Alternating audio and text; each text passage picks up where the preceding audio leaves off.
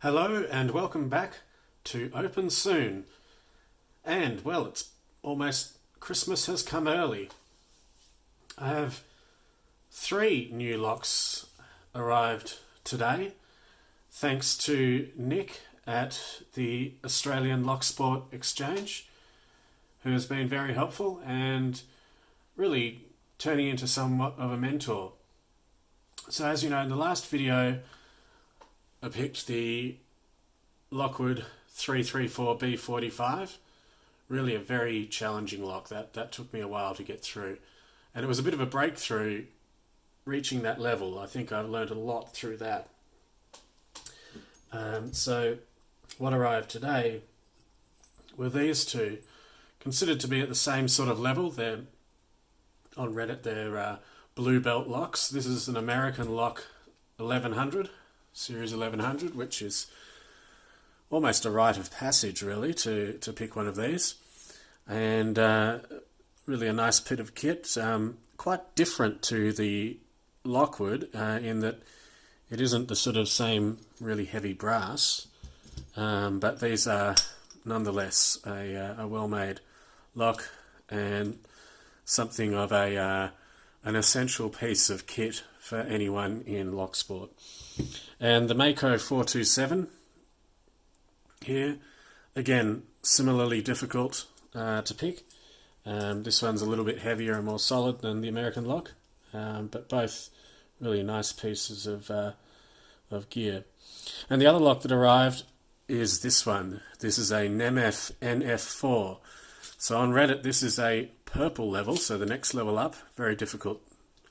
Really getting into high security zone here. And you can just see the markings there, Nemeth 3-star SKG. This is a dimple lock, and I don't have the dimple picks as yet, so this is going to be part of a new stage in the journey to come at a later time. What else arrived in the mail today? The Honest set of lock picks ordered through banggood.com. These are pretty remarkable. This is about 20 Australian dollars, which is, what, 12 or 15 US dollars or something, 8 or 9 pounds, 10 pounds, 11 pounds. Amazing what you get for that. You get these actually very high quality steel picks in a variety of profiles, and they really are very strong steel handles, good quality steel. I've already picked locks with these and they really do feel quite good. They are unfortunately at least a 25 thousandths or 0.6 millimeter size, which means that for anything, including even these kind of American style locks, what tends to happen is that you get into the keyway and even any sort of warding really catches up, so it makes it a little bit difficult. But honestly, for beginner locks, and perhaps with a little work, I've started on the sandpaper with them. With a bit of work, these are as good as you know, things you'd pay 5 or 10 times as much for in other contexts. So honestly, it's hard to argue against them as a starting kit. Interesting profiles. They come with these handles that slide on. I couldn't slide this on completely, which actually makes them really quite comfortable. I can't decide which I prefer. Some interesting profiles. You've got some shallow hooks, one thin and one thick, which is actually quite useful for getting in around unusual warding.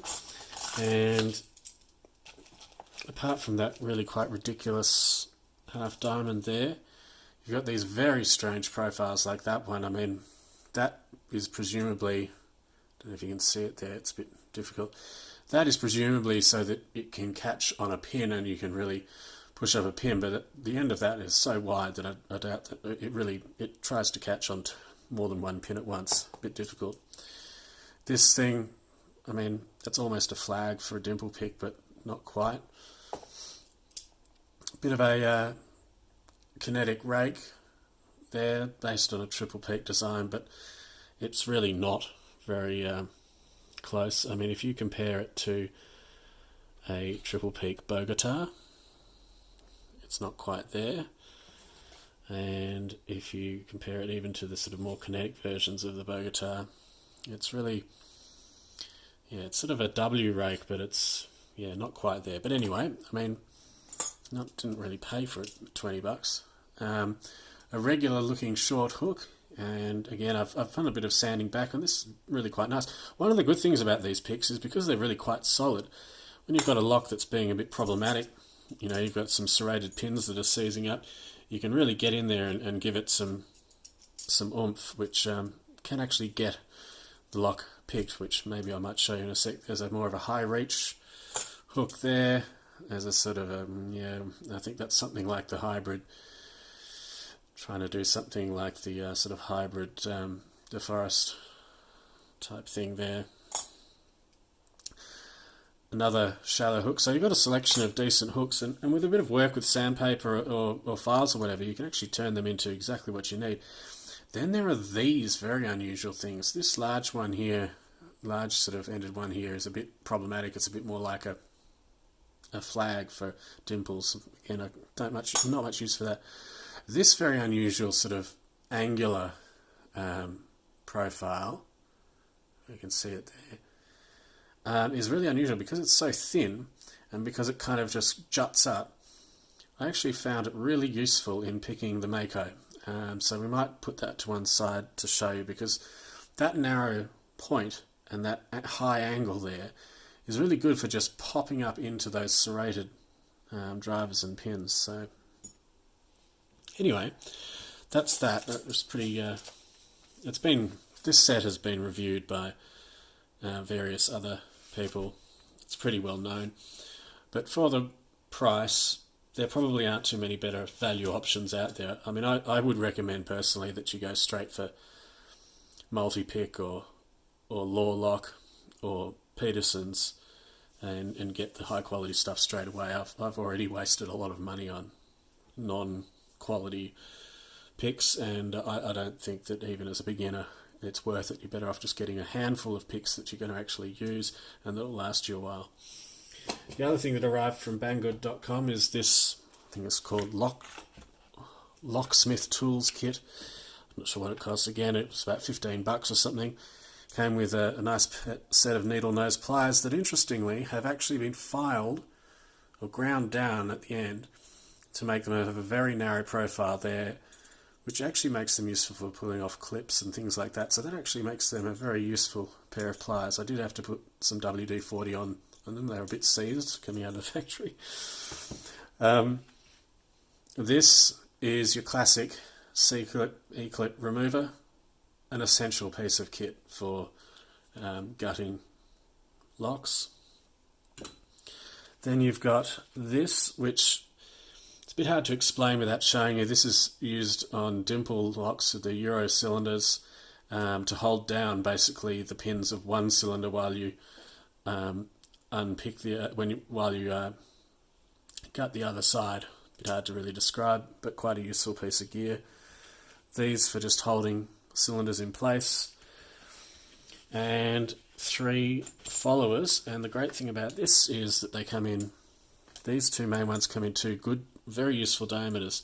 That is your classic sort of Schlage that will fit into locks such as the Lockwoods or the Schlags. And this, I think, is going to be the right size for the core that you find in the American lock and the Mako. So that's going to be an exceptionally useful piece of gear, and you know, nice sort of steel finish.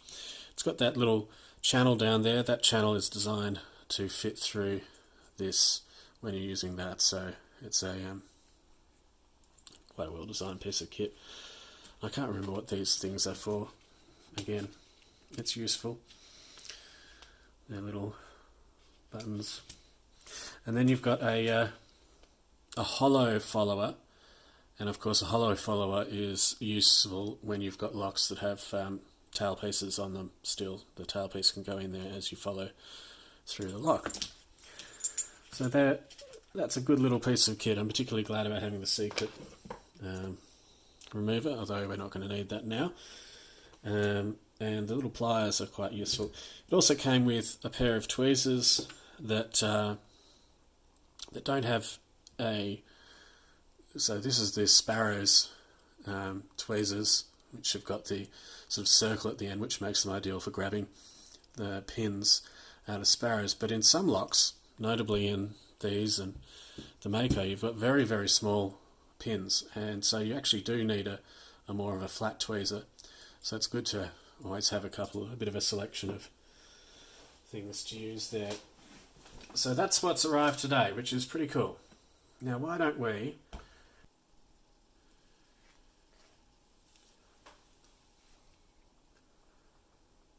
Moving straight on to the American Lock 1100. Now, this gorgeous little padlock, a difficult lock to pick. But there's something funny, there's some funny going on with this particular one. So, no problem opening the lock.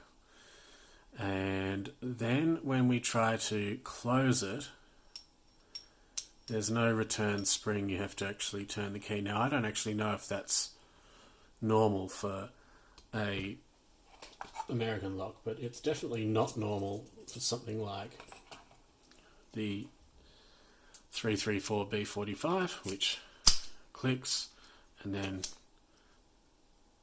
clamps back into place quite smoothly. And the same thing happens with this other American manufactured lock, the Mako 427. Click and then click. So I think something funny is going on with this American. And the other thing that's strange, so while it opens perfectly well there, and then we do this funny thing where we have to turn the key, if you turn it upside down, it's seized up and won't open. So only when it's in this position will it open. Now what that suggests to me, because this is well lubricated, I've even sprayed it with a bit of Teflon spray, it suggests to me that it might be missing one or more springs, so that when you turn it over, what's happening is that even though the key is in, what's happening is that the key pins are actually falling into the shear line, and when they fall into the shear line, they lock the lock again. So it's only when they can fall down into the core that you can then turn it. Now all of this will be discovered if we go and pick the lock. There are here, I'm going to show the bitting before I pick it, even though I have picked this before, and it's a bit cheating, but this is a very unusual bitting. These first 3 pins are basically full depth, 0 lift, and when you look at it, they've conveniently engraved the bitting on the key, 87873. Now that I've said that and put it on YouTube, this will not be locking anything valuable of mine. And 87873 makes for a bit of a challenge. It means we have to lift that 3 right at the back of the keyway if we're going to get it open, and at the same time barely touch all the other key pins at the front. So the typical way to do that is to use some sort of a high lift, high reach pick, which we can send to the back of the keyway and try and lift that back pin up. Now I've got this Chinese set, and it actually has a high reach, so that looks like it might be the go. And hopefully with this practically dead core without springs, we're going to have a bit of a problem, because it's likely to not want to play the game. I mean, I've picked it once, maybe I got lucky. Right to the back, I think we're roughly on 6 there. Sorry, 5. Let's go to the front. And then touch the others. See, if there's no spring in that chamber, we're going to be really struggling. I may have just got lucky last time.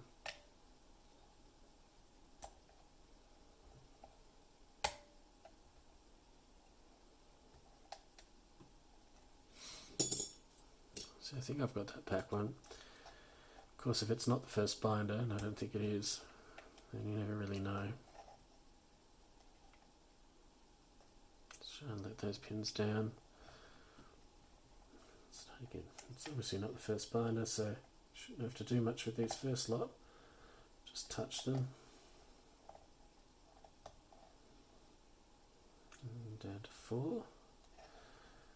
So 1, 2, 3,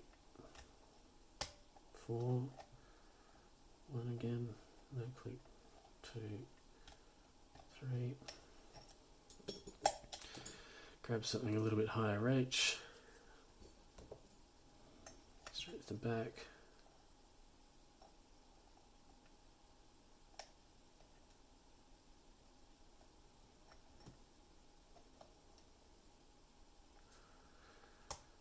yeah, that might have been it.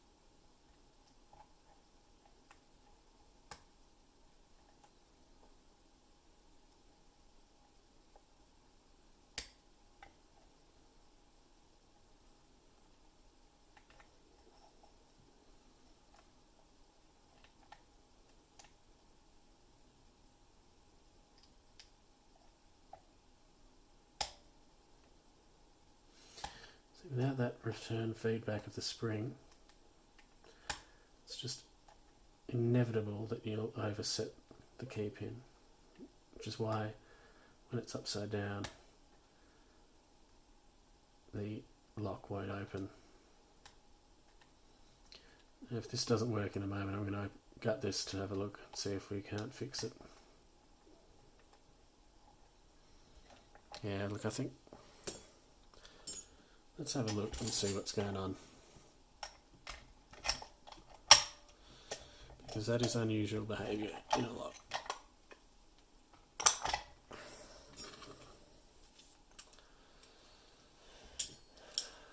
Pretty easy to take these apart, pretty standard sort of arrangement.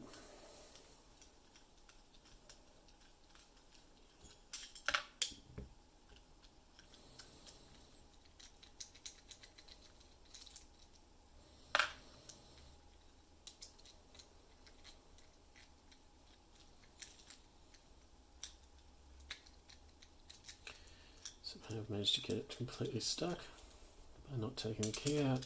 Silly of me. There we go.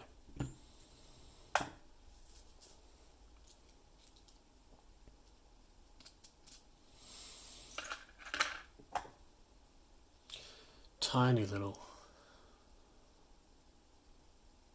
core with these, and there appears to be no, not sure if you can actually see up there, there is no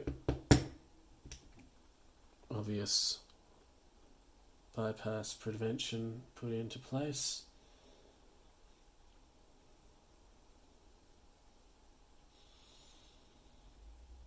So that's a pretty vulnerable lock, I would say. Maybe not. Oh no, there is actually the brass at the actuator there actually comes into the space where the keyway is, so that is why I've been unable to actually bypass it, and I have tried. So that's that lock.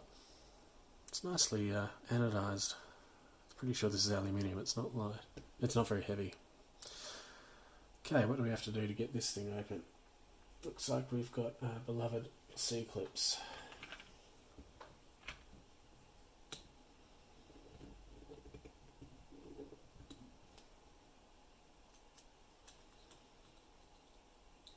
So this.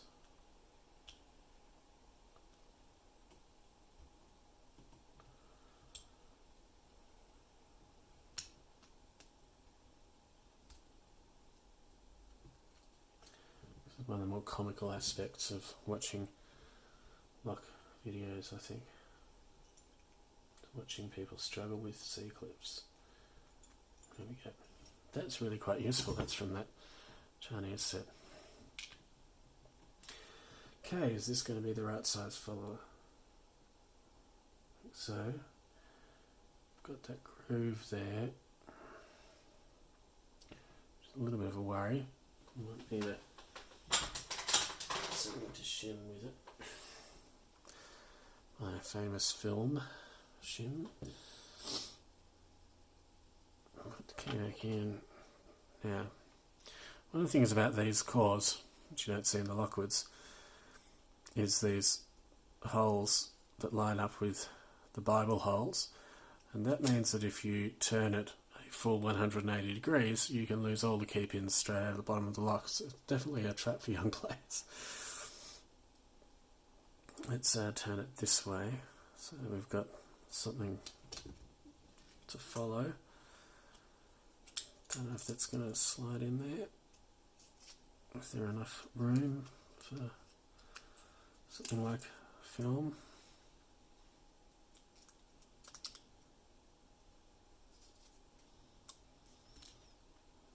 Or are we going to be able to get away with it? Don't like our chances without a shim, to be honest.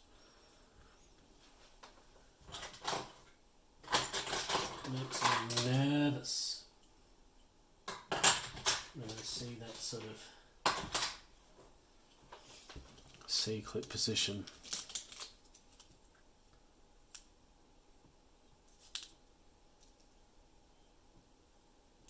There's a little bit of play in there, so maybe this will fit in. But maybe not. What do you reckon? Should we just give it a go?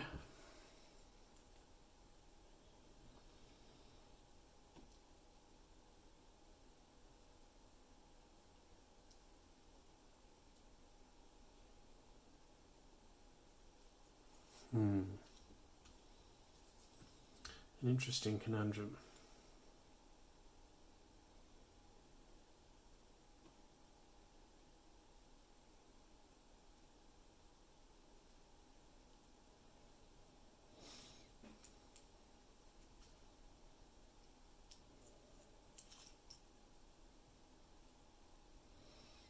Looks like we got there pretty easily, in fact, extremely easily. And that makes me wonder what's going on there. But let's first have a look at these key pins. So we're 5 pins, and we have serrations.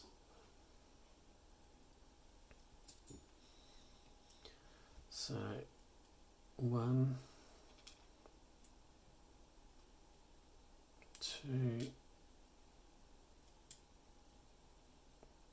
3, 4, and 5. Beautifully machined little pins. It's a nice little core. Now what's going on with this? There's nothing holding that back, but a funny feeling that there are actually going to be no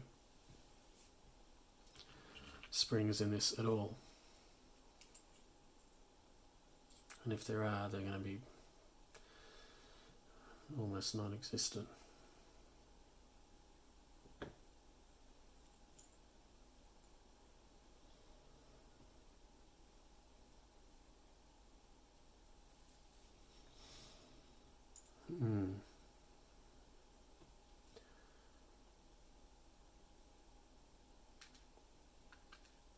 Ones are serrated. 2's a spool. 3's not coming out. Oh, right at the back. Number 5. A little spool has sprung out at me.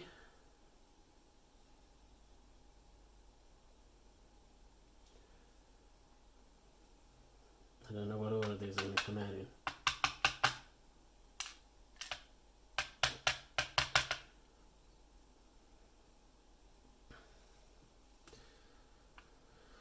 Well, one of those was in 4 and the other was in 3, but they're both serrated drivers. So that's a nice, neat, challenging lock. We've got serrated key pins and serrated driver pins. And just as I suspected, we have, well, actually no, we do have 5 springs, but bloody hell, there's not much to them.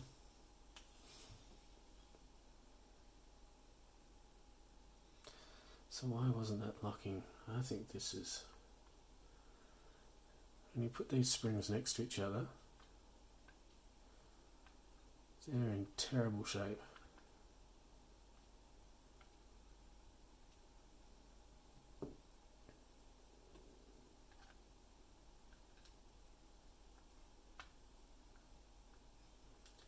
Let's arrange everything and then you've got to see partly what the problem is here.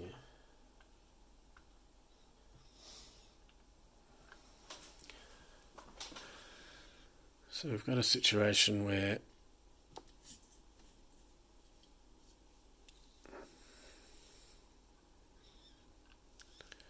we've got a really nice set of serrated key pins, and that's nice, that's high security stuff. We've got almost like a mushroom pin, it's a serrated spool, another serrated spool, and 3 serrated drivers. Nothing wrong with the security on that, that's a difficult combination. But then we've got these 2 over here, so that one's fine, and those 2 seem to be fine. But these, wow, that's not, they're really not in very good shape, those.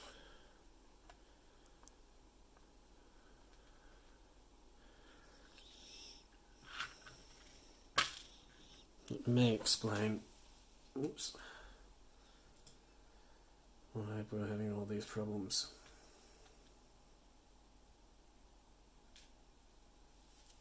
What happened there, did I lose a key pin?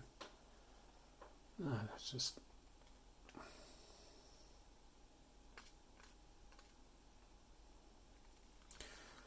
these serrated pins, when I look at them really closely, are actually not particularly deeply serrated. So actually it's the spools here that would cause more problems. Those serrations aren't much. The serrations in the key pins are deep enough. But clearly those springs are subpar. I don't think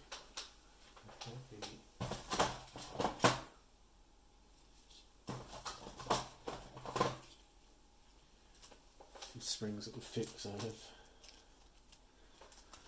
springs I think for a Schlage keyway, which are probably not going to fit in those tiny chambers. No. Oh well, let's put it all back together and keep attempting to get in there, I guess.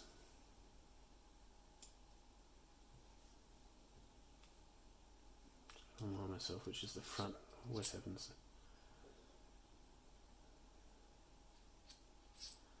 Yeah, it's the recessed part, isn't it? Yep.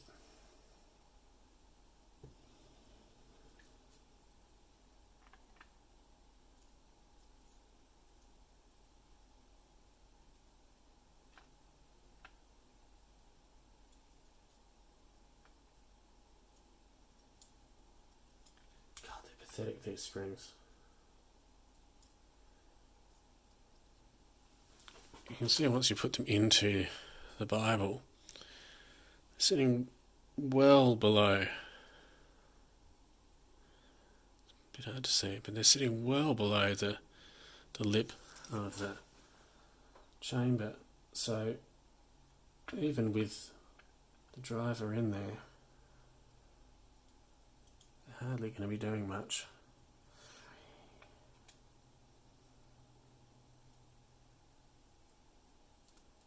Oops.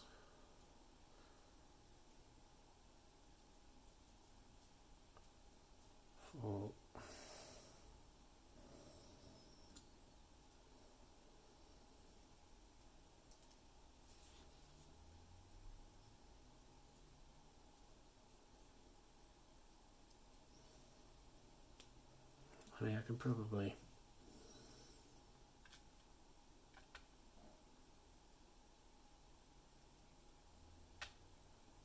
I shouldn't be able to put the pin. This is where the different tweezers become a bit of an issue. Shouldn't be able to put the pin that easily into chamber.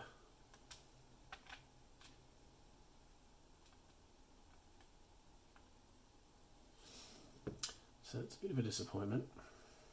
In fact, that one of those is so far number 3. I think I can put in without any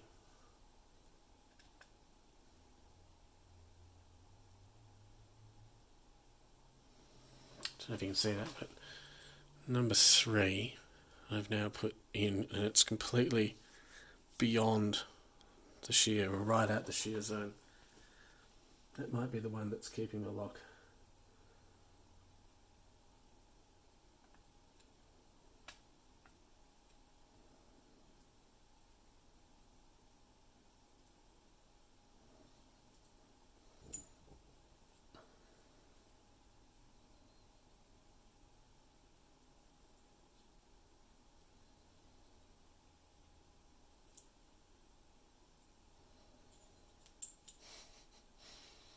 Just so used to there being some resistance on those. And you put them in.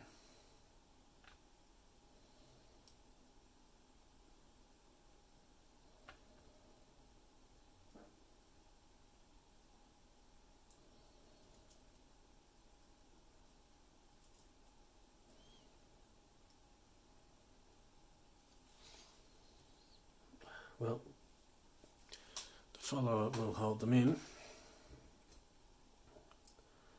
Put these key pins back in. Nicely made.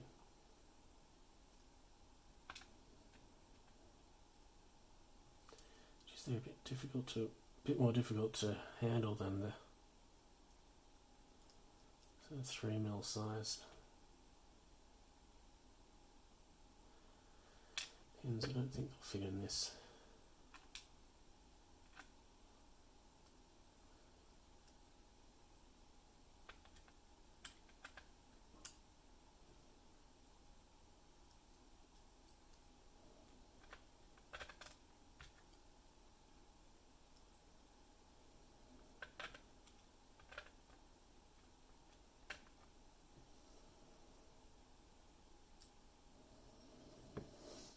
Double check that that's all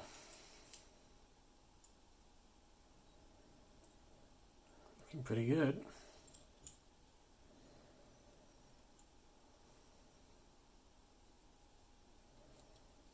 Just not going to be a problem that, because there's no spring tension to cause it any trouble whatsoever. Barely has springs, this lock.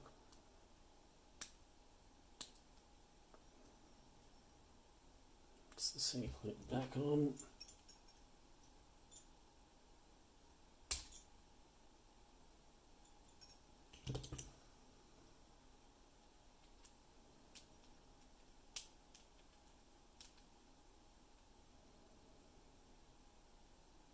Oh, put the thing in backwards.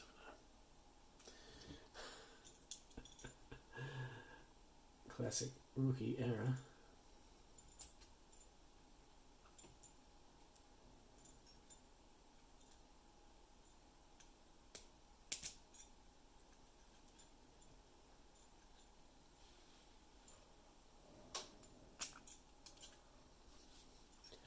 Wow, these sorts of things can drive you wild, can't they?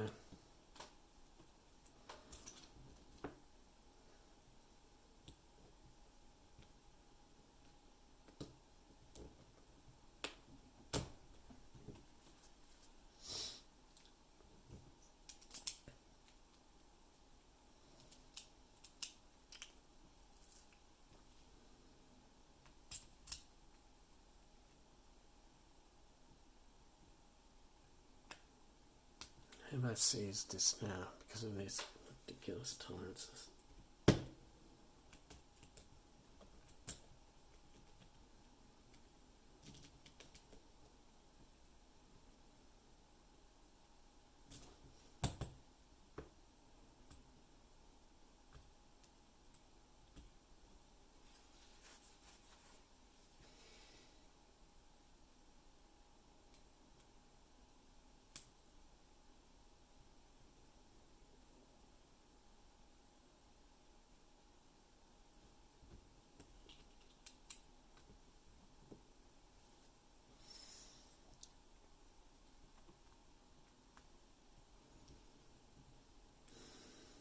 This was one for the blooper reel.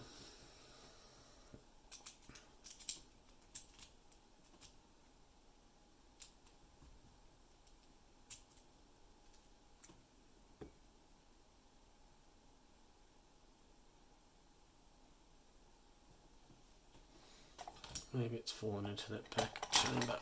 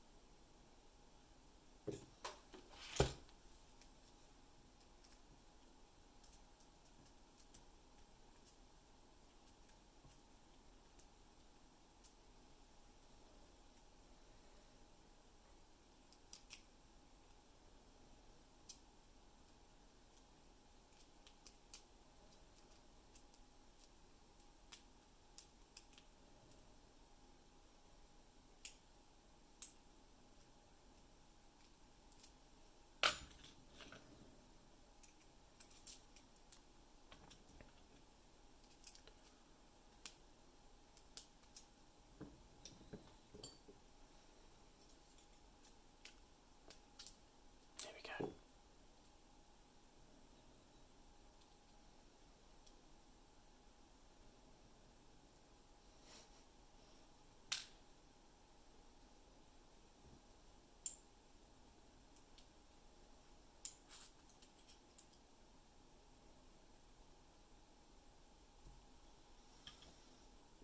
We've had a key pin drop out.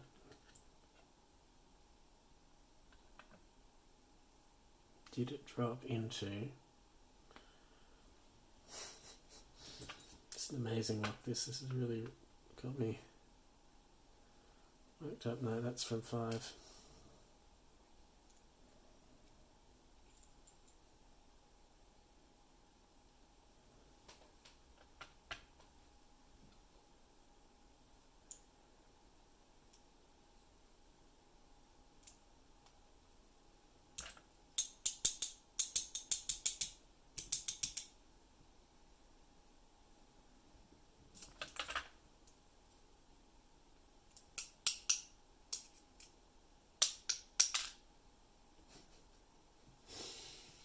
Amazing.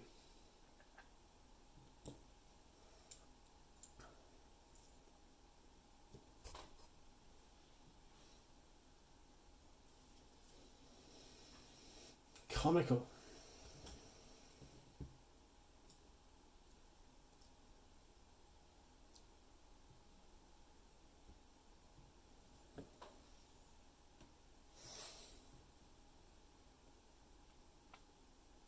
Here's the key pin.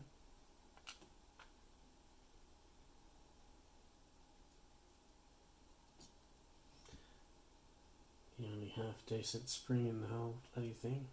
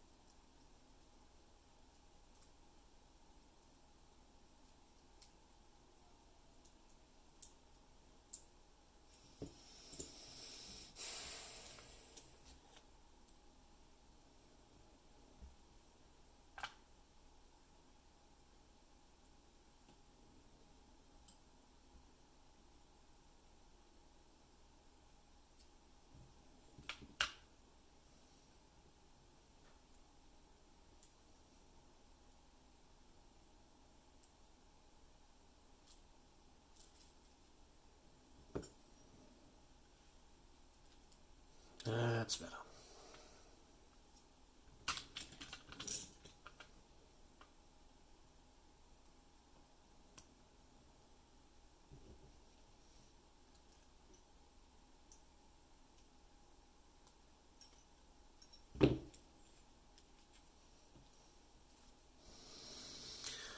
Amazing. So no bypass protection, really. Very open. No spring.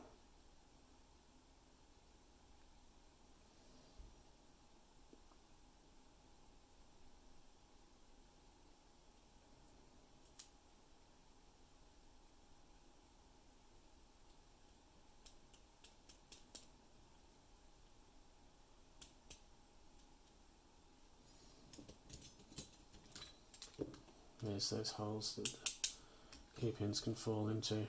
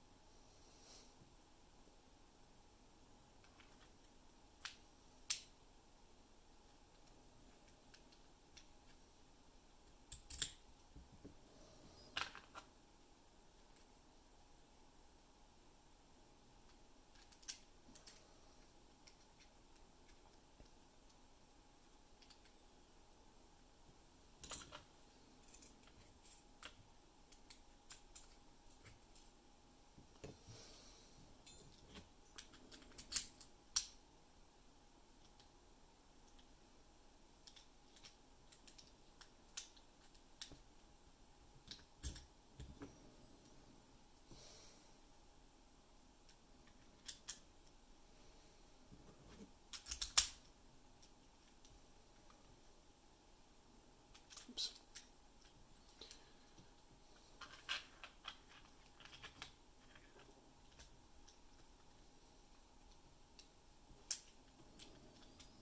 It's like a Meccano set. It's just as challenging to put it all back together as it is to pick it.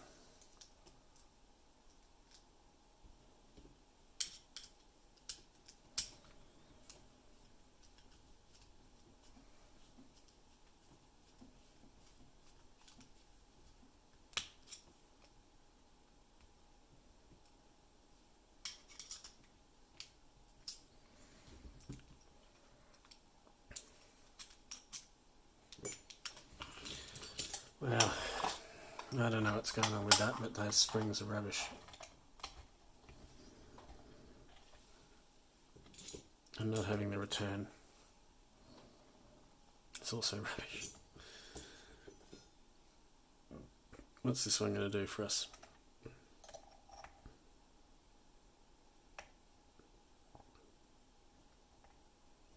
What do we know about this lock? Basically, no way of not oversetting it.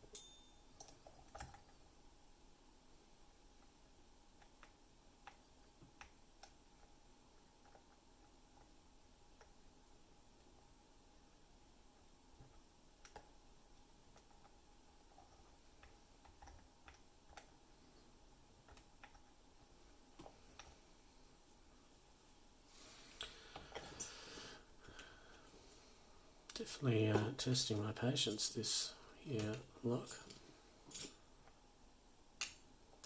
There's that Southall at higher edge, something that I can, this Paris will do.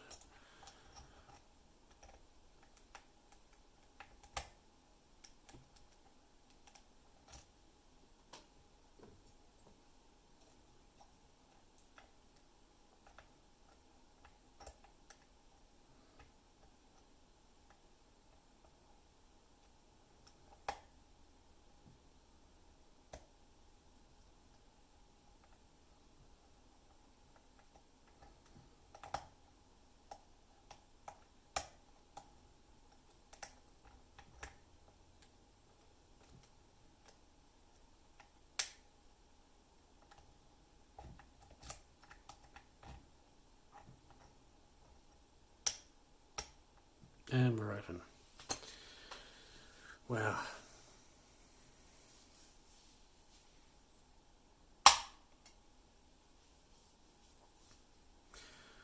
Don't know what to say, folks. That is a great lock, but it needs new springs. Anyway, that's all. Like and subscribe.